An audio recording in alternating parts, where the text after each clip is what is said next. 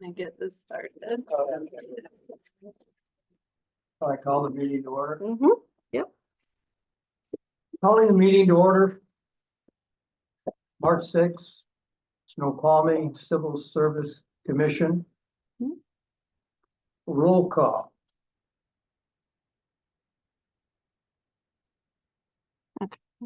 All right, which names do I call off here? There we go. They're at the top. Yeah. Fuzzy Fletcher. Here. Gary Bragg. Here. James Rowland Not and Graham Ross. Present. Chief Bailey down at the other end of the table. And we have the great pleasure of having Chief Bailey in our meeting this evening. Yep. First order of business is to approve the minutes from February 7th. Do I have a second? Second. So pass. And we move on to tonight's agenda. Public comment. Public comment. And should there be any public comments, let's hear them now. No one. No attendees. No online. attendees this evening. Next order of business is hearing from Chief Bailey. Yeah. So we have a list for the lateral firefighter. So there are the top 3 candidates with their scores. And I will. already seen it, but Yes. I hope I Well, yes. Yeah, that looks right to me. I will. It was right. Yep, I will let Chief Bailey kind of tell you a little bit about the process and the interview process and how So we got this here. this is an FTE that was already been approved, nothing new. This is taking the place of Lieutenant Wisham, who resigned a month or so ago to go to Shoreline. So we decided to do a lateral testing to try and get some experience in the department. So we put it out there, had some requirements that they had a certain amount of time, 2 years in as a career, 1 year as a, 1 year as a career, 2 years as a volunteer. And then we put some, in EMT firefighter 1, and then we put in some recommended things, driver, operator, fire officer experience, some things like that. We received, so Kim advertised it, and we received 24 applications, so 24 resumes. Looking at the calendar, I wanted to do it all in one day, so I had spots for 17 interviews, so I broke down the 24 down to 13, and I assigned a point system. So basically I gave them points, up to 10, 2 points per year for career, up to 10 points, 2 points per year for volunteer, up to 10 points, 1 point for Swiftwater, 1 point for fire officer, like that, to try and break down the list and get the most qualified. So we ended up with 13 that we invited to oral interviews. The oral panel, which was made up of Lieutenant Laswell and one of our volunteers, Angrisano, firefighter Tozier, and firefighter Schumann. We had 3 people canceled at the last minute, so we only had 10, and I didn't see any need to. They were like the day before, and there was kind of a drop off, so I didn't see the need to invite anybody else after those 3 bailed out. So we had 10 that they interviewed, and they ranked them. They score out of 100, so they ranked those 10.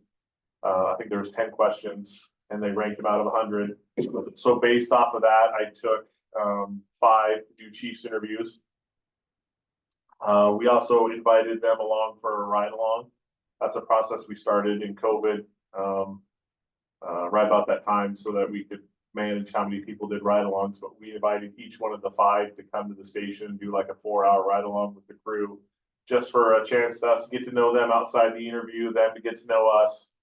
So we had 5 scheduled for interviews earlier this week. So on Tuesday, just yesterday, we did the interviews.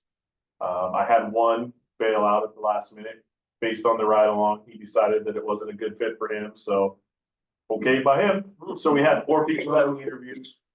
The interviews were done with myself, and the chief's interviews were done with myself and firefighter Wolf, who is the union president That's how we've usually done it in the last couple of years. And we interviewed 4 and scored the 4, and that's where we came up with the list of 3. There was one candidate that we did not include. He didn't pass the interviews. We decided he wasn't a good candidate. He had some history that probably wouldn't pass our background. So that's why we went with the list of 3. And all really great candidates. I would hire either one of them. They all turned out really good candidates. Hopefully we might be able to take some more later this year, fingers crossed. But that's the process. That's how we got, it's the same process we followed the last couple of years. We've gotten away from doing the scores from national testing just because they weren't really giving us good candidates, and all the people that were at the top were being picked up by the bigger departments anyway. So we've used this the last 3 or 4 hires. We've used a similar process. And we've got some really good candidates just by, kind of mining some of those that have experience, but maybe aren't the best test takers. And really people that really want to be in Snoqualmie, not just the person that's checking off every single box on the test that comes across. And so it's turned out really well. I'm real happy with the results. So that's kind of an overview of our process. So of the 3, if you hire these 3, how many more do you need, would you anticipate this year? Well, we have just the one opening. There's been conversations with the city. It's up to the administration, but I don't have any other openings in the fire department right now. I'm hoping to maybe get some more FTEs and some more personnel added to reduce the overtime. But that's a decision with the administration that I haven't been given the okay for that yet. So I'm hoping that I might be able to get a couple more off this before the end of the year, but it depends on decisions by the administration. And you would hope that they would be lateral? Yeah, just because the way that our department is set up is we have we've gotten really young in the last couple of years. We've lost a lot of people from the top, retirees, people that have left to other departments. So we have 3 or 4 that have probably 15 to 25 years of experience, and then we have 7 or so that have less than 5 years. So we're really missing that middle range, and so that's what we're kind of trying to target with the laterals, is looking for people that are that have experience, that can come in and hit the ground running, already qualified, so we don't have to send them to any kind of academy or anything, and hopefully would be on the street within a month or 2, counting towards staffing. And the person that's number 1 on this list, we got exactly what we wanted. He's a 10-year career firefighter. He's worked for the Navy as well as Bremerton and JBLM. Has some acting officer experience. The exact kind of person we were looking for. So yeah, I'm looking forward to hopefully being able to bring him on to fill that one spot. And like I said, the other 2 that are on that list both have experience also, and I'd love to have them also.